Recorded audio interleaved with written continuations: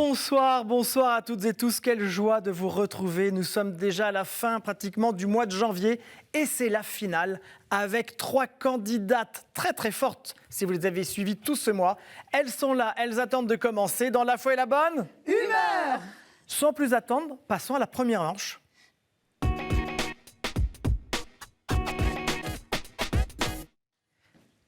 J'aime bien les soirs de finale, ce sont comme des retrouvailles un peu en famille, où on croise des cousins qu'on n'avait pas vus depuis longtemps, et tout à coup ils sont là. Et il s'agit de Karine. Bonsoir Karine. Bonsoir. Comment allez-vous? Très bien. Très bien. La finale, alors, qu'en ont pensé votre nièce et votre fille du fait que vous soyez en finale? Mais elles sont ravies pour moi. J'aurais préféré que ce soit l'une des deux. Mais...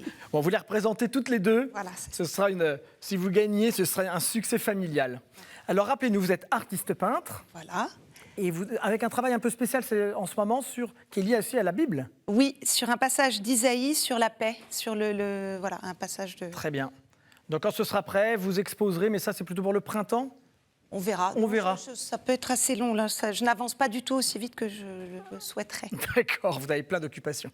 Voilà, alors ma chère Karine, 2 minutes pour répondre à un maximum de questions. Quand vous êtes prête, vous me le dites et c'est parti. On y va. On y va? Quel est le premier dimanche de chaque année liturgique? Premier du carême, dimanche de Pentecôte ou le premier de l'Avent? L'Avent. Premier de l'Avent. Réponse. Bonne réponse. Vous marquez votre premier point. Lequel n'a pas le trident pour attribut? Odin, Shiva ou Poséidon? Shiva? Non, c'est Odin. Quelle prière eucharistique commence par ces mots? Père infiniment bon, toi vers qui montent les louanges. La première, la deuxième ou la quatrième? La quatrième. Non, c'était la première. Qu'est-ce qu'une situle? Une mitre rouge, un bénitier portatif ou une Bible incomplète? Une mitre rouge.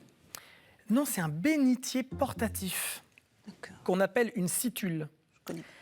Quelle célébration achève la prière et le rite de l'absoute? Les funérailles, la confirmation ou le sacrement de pénitence? Le sacrement de pénitence. Non, ce sont les funérailles. Quelle est la ville impériale dont les saints Apollinaire et Pierre Chrysologue furent évêques? Antioche, Ravenne ou Trèves? Antioche. Il s'agit de Ravenne. C'est une réussite. Selon le cycle légendaire, où fut conduit le roi Arthur défunt? Au Temple d'Or, à la Chapelle Noire ou à l'Auberge Rouge? Au Temple d'Or. C'est vrai que ça fait rêver, mais c'était à la Chapelle Noire. À quel patron français de la Navarre sont dédiées les fêtes de Pampelune du 6 au 14 juillet, les plus grandes du monde après Rio et Munich? Saint-Fernand, Saint-Fiacre ou Saint-Firmin? Saint-Firmin. C'est une bonne réponse. C'est un coup de chance. Vous marquez votre deuxième point. C'est vrai que les questions sont un peu plus dures en finale. L'Auberge Rouge, dans la question précédente, vous savez, c'est un célèbre film avec Fernandel, puis plus tard avec Gérard Jugnot. Karine, vous marquez 2 points. Et nous retrouvons Marie-Ange. Bonsoir Marie-Ange. Bonsoir Jérémy. Vous allez bien? Ça va, merci. Alors vous êtes toujours très occupée avec des activités professionnelles et aussi des engagements. Voilà, sur la paroisse Saint-Hippolyte en particulier, qui est dans le 13e arrondissement et qui est une paroisse vraiment très très sympathique. Vous vous y plaisez? On s'y plaît beaucoup, mon mari et moi. Voilà, c'est très cosmopolite, c'est très multiculturel et chacun a sa place. Donc, Bon, voilà. Génial. Pour ceux qui nous regardent, le 13e arrondissement, c'est le 13e arrondissement de Paris. Ouais. Marie-Ange, 2 minutes pour répondre à des questions. Marquer le plus de points possible. On va essayer. Quelle cité fut détruite avec Sodome? Jéricho, Gomorre ou Askelon? Dans Gomorre. Gomorre, vous m'avez fait... Pardon, oui. En quelle matière sont les chapelets orthodoxes et orientaux nommés choki? Laine, ambre ou carapace de tortue? Ambre. Non, ils sont en laine. Qui chanta « Effeuillons l'aile d'un ange pour voir si elle pense à moi, effeuillons l'aile d'un ange pour voir si elle m'aimera » dans sa chanson Saint-Pierre. Jacques Higelin, Jacques Brel ou les frères Jacques? Jacques Brel? C'est une bonne réponse. Vous êtes à égalité avec Karine. Quel est le saint évangélisateur de la Poméranie au nord-ouest de la Pologne actuelle? Othon Albacor, Othon de Bamberg ou Othon Germont? Othon de Bamberg? Exactement, c'est Othon de Bamberg. Quel saint est parfois représenté avec une tête de chien? Saint Marcel, Saint Lycaon ou Saint Christophe? Saint Lycaon? Exact. Ah non, c'est Saint Christophe. D'accord. Avec une tête de chien. Avec une tête de chien. Quel moine belge fut un théologien de la liturgie visionnaire et un pionnier de l'œcuménisme? Adolphe Sax, Lambert Baudouin ou Paul Janssen? Adolphe Sax? Non, c'est Lambert Baudouin. Quel pays doit au pasteur luthérien Michael Agricola la première traduction des évangiles dans sa langue et les bases de sa littérature religieuse comme folklorique? La Finlande, la Croatie ou la Grande-Bretagne? La Finlande? C'est une excellente réponse. Quelle est la particularité des seules 3 solennités de l'Annonciation, du Sacré-Cœur et de la Nativité de Jean-Baptiste? Ce ne sont pas des fêtes de préceptes, toujours un vendredi, ou célébrées en noir. Ne sont pas des fêtes de préceptes. Et bien sûr, le gong, vous marquez votre 5e point. Bravo Marie-Ange. Et je vois que Marie-Odile a un peu peur. Ah bah tiens. Bonsoir Marie-Odile. Bonsoir Jérémy. Vous êtes lumineuse, voire brillante. J'allais vous le dire. Tout en doré, comme ça nous rappelle encore un peu les fêtes. Vous allez bien? Très bien. Vous allez Très bien, sauf que j'ai un peu peur, ça va très bien. Ça va très bien. Voilà. Mais le trac, ça vous motive? C'est pas, oui, peut-être, oui. Alors, je crois que vous voulez nous parler de quelque chose en particulier. Oui, mais je voulais vous dire que Marie-Ange et moi, on se connaît depuis bien avant Cathéo. Ah bon? Elle a été adhérente d'une association culturelle que j'avais fondée, Si les classiques m'étaient comptés, tout un programme.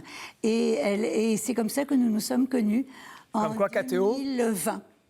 Ah bah c'est récent, c'est quand en même. 2020. Oui, et c'est grâce à elle que je suis revenue aujourd'hui. Ah, mais je vous dis, mais elle travaille pour nous dans l'ombre sans nous le dire. Merci beaucoup, Marie-Odile. Voilà. Marie-Odile, Karine a marqué 2 points, Marie-Ange en a 5. Oui. Si vous voulez choisir 2 thèmes, il faut au moins marquer 6 points. C'est ça. Êtes-vous prête? Prête. Alors allons-y. Quel jour célèbre-t-on les fidèles défunts? Le 8 mars, le 2 novembre ou le 3 décembre? Le 2 novembre, B. Très bonne réponse. Quel est l'attribut des archanges? Ce bâton de messager, ce sceptre qu'ils tiennent dans l'iconographie byzantine ancienne? Le Méphisto, le Mérilo ou le Dactylo? Moi, je dirais Méphisto. Non, c'est le Mérilo. Ah bah, de toute façon, j'hésite. Que médite le rosaire franciscain ou rosaire séraphique? Les 7 joies de Marie, la vanité du monde ou les Fioretti de Saint François? Bah, je dirais les Fioretti de Saint François. Non, ce sont les 7 joies de Marie. Rien n'est perdu. Quel est le nom de la boisson du Christ sur la croix, du vin devenu vinaigre et que l'on coupait d'eau? Prisca, Tosca ou Posca? Posca. C'est une bonne réponse. Vous doutiez pourtant. Qui collectionne des images pieuses ou, par extension, des objets de piété populaire? Un nicopapyrologue, un canivétiste ou un odolaphile? Je vais prendre le premier A. Je ne le répéterai pas. C'est B, un canivétiste. En Suisse, comment appelle-t-on la partie légèrement brûlée de la fondue dans le fond du caquelon? Calice, religieuse ou auréole? Auréole? Non, figurez-vous que c'est une religieuse. Oh, ils sont vaches. Que signifie le début du verset 6-4 du Deutéronome, Shema Israël? Écoute Israël, silence Israël ou lève-toi Israël? A. Écoute Israël. C'est une bonne réponse.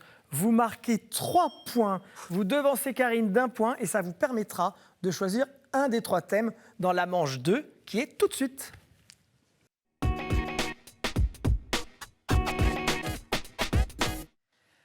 Alors, le dernier samedi du mois, cette étape est importante parce qu'elle permet à 2 personnes d'accéder à la grande finale. Qui de Karine, Marie-Ange ou Marie-Odile iront à la finale? Patientez, il faut passer cette épreuve. Marie-Ange, vous allez choisir 2 thèmes parmi les 6 que je vous rappelle.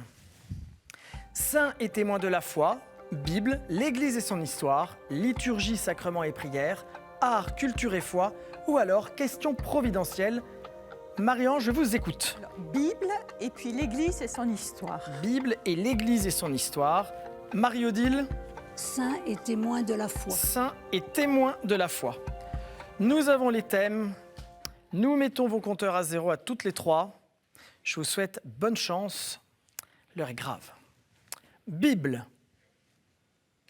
Nous faisons partie du vocabulaire mathématique en lien avec la théorie des mesures, mais aussi de celui du marketing. On parle surtout de nous en ethnologie, où nous désignons un groupe social, généralement constitué de familles de même origine. Tribu. C'est une très bonne réponse, Marie-Odile. Selon l'histoire sainte, certaines d'entre nous ont été perdues lors de la destruction du royaume du Nord et des déportations qui ont suivi. Des 12 qui s'étaient installés en Canaan ne subsistaient ainsi que Juda, Benjamin et Lévi. Ce sont les tribus. Très très bien, quelle rapidité. L'Église et son histoire. Je suis adressé à tout le peuple de Dieu, ainsi qu'à tous les hommes de bonne volonté. Ils peuvent en effet m'utiliser pour analyser objectivement les situations, les éclairer à la lumière des paroles de l'Évangile et y puiser des principes de réflexion, des critères de jugement et des orientations pour l'action. Les proverbes. Ce ne sont pas les proverbes. Je rassemble de manière synthétique la pensée de l'Église en matière sociale, posant les principes de dignité. Karine, pardon. La doctrine sociale de l'Église? Exactement.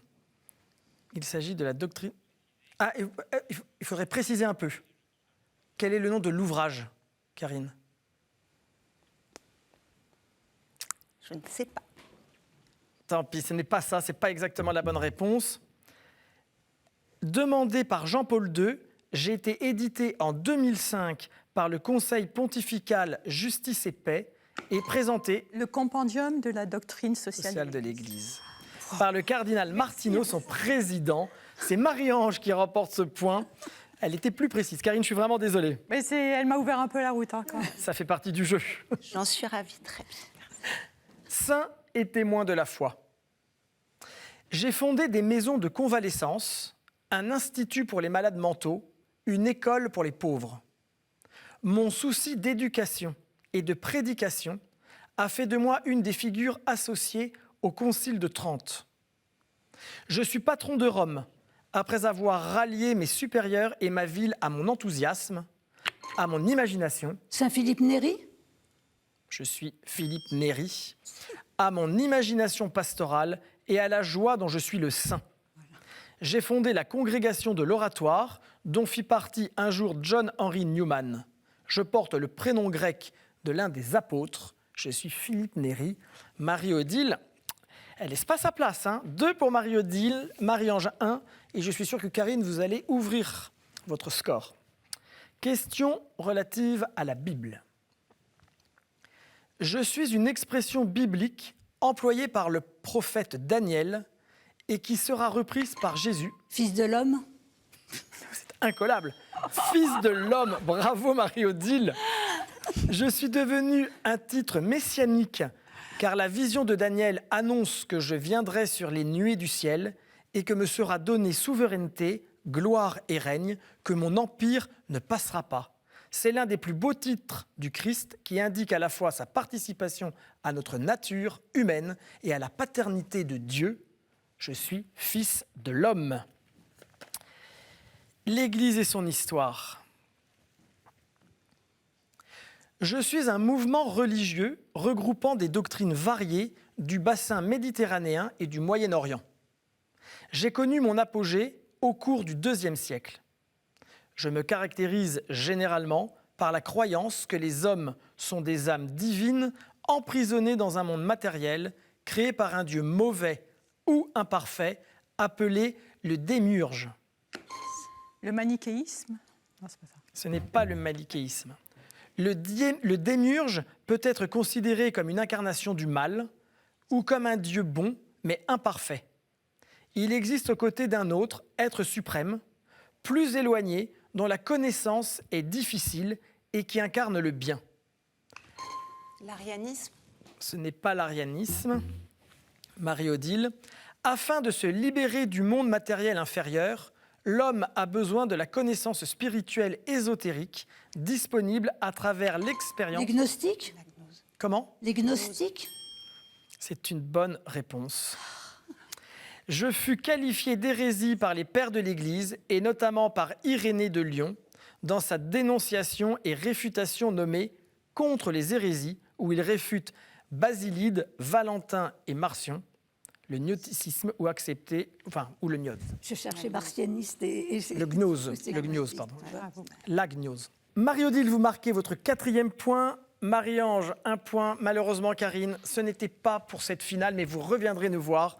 Ce sont Marie-Ange et Marie-Odile qui vont jouer et se battre, je le suis sûr, Se battre. dans la manche 3. Mais regardez, Karine, le cadeau que la chaîne vous offre. Les éditions Place des Victoires ont le plaisir de vous offrir ce magnifique ouvrage illustré sur la ville de Florence. Si, comme Karine, vous voulez me rejoindre sur le plateau de QCM, c'est assez simple. Je vais vous poser la question suivante. Qui a dit « Ecce homo » ? Vous avez la bonne réponse ? Envoyez-la à l'adresse qui s'affiche sur votre écran avec votre numéro de téléphone et nous vous rappellerons pour venir participer. Je me ferai une joie de vous accueillir. Karine, merci beaucoup. Vous étiez une concurrente très sympathique. Merci à vous. J'espère que vous avez passé un bon moment. Mais oui, j'ai passé un très bon moment, c'était étonnant. Bon, vous reviendrez nous voir alors. Avec plaisir. Parlez-en autour de vous à vos amis.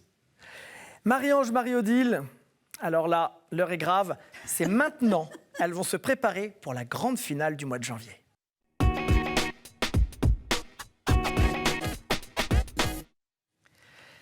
C'est déjà l'heure de la grande finale, la finale du mois de janvier qui oppose ce soir Marie-Ange et Marie-Odile. Alors, elles sont amies quand il n'y a pas les caméras, mais là, la finale, il n'y a plus copines qui comptent. J'ai les cartes entre les mains, les thématiques, et c'est à vous, Marie-Odile, que revient la tâche d'en tirer une au sort. J'espère que vous allez tomber sur quelque chose qui vous convient. Allez-y. Dites-nous quel est le thème. Les prêtres de fiction. Montrez-le. Les prêtres de fiction. C'est pas forcément évident. Les prêtres de fiction. Voilà. Vous pouvez poser la carte. Vos compteurs sont à 0. Mesdames, l'heure est grave et importante. Qui a mis en scène l'abbé François Birotteau, frère aîné de César, dans Le curé de Tours? Balzac. Bonne réponse, Marie-Odile. Vous marquez votre premier point. Et Marie-Ange lève les yeux au ciel en se disant « Elle a Mal réussi parti. ». Qui a créé l'abbé Chélan, mentor et conseiller de Julien Sorel dans Le Rouge et le Noir? Stendhal. Stendhal. Bravo. Quelle est la nationalité du père Brown, le détective inventé par Chesterton? Anglais. Très bien. Elle a buzzé avant moi. Ah oui, elle a buzzé avant vous. C'est dommage. Oui, c'est dommage pour vous, Marie-Odile. Oui, c'est bon. Marie-Ange, vous avez 2 points, Marie-Odile, 1 point. Quel Émile a décrit la faute de l'abbé Mouret? Zola. Émile Zola. Vous êtes à égalité. Ça va faire une crise cardiaque, Marie-Odile. hein. Oh non. En quel siècle se déroulent les aventures de frère Cadfael, détective bénédictin imaginé par Ellis Peter? 10e siècle. Non, ce n'est pas le 10e siècle, 12e siècle. c'est le 12e siècle. Vous marquez votre 3e point, Marie-Odile. Vous êtes à 1 point du grand succès, de la victoire. De quelle cathédrale Claude Frollo est-il l'archidiacre? Notre-Dame de Paris. Dans le roman de Victor Hugo, il s'agit effectivement de Notre-Dame de Paris. Regardez les Tillard. Elle est ravie d'avoir remporté cette finale, elle en pleure. Il me restait à vous poser quel curé s'oppose aux communistes péponés. C'était Don Camillo. Évidemment. Marie-Odile, bravo et vous la vouliez cette victoire. Je peux vous assurer que sur le plateau, elle disait je ne repars pas sans avoir gagné. Marie-Ange, bravo, regardez le cadeau que vous offre la chaîne. La maison Anka est heureuse de vous offrir une médaille en or d'une valeur de 150 €.